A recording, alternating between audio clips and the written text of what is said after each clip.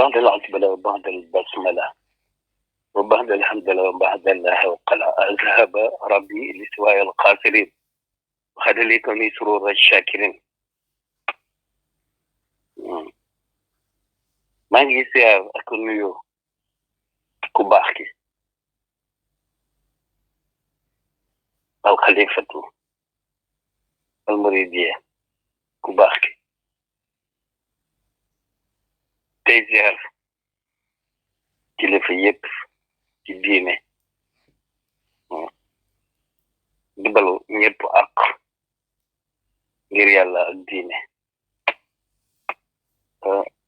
bëgg wax rek loo xam ne dafa maa ñor ràbbkat yi sër yi faw ñu wut sor dama bëgg Macky seetaat li muy def jiite réew mi yombul na xolaat li muy def te bu fekkee dafa bëgg tànn kenn na tànni fii ci nun waaw ndax daa war a senn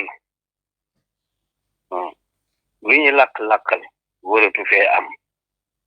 waaw ci réew mi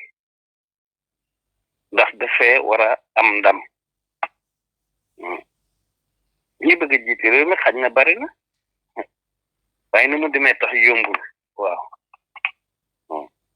te jege na waaw man daal bu ma sañoon ñun ñii lay soutenir am na ñu mën a jiite waaw waane bokkut ak niir waaw bii moom Sénégal gépp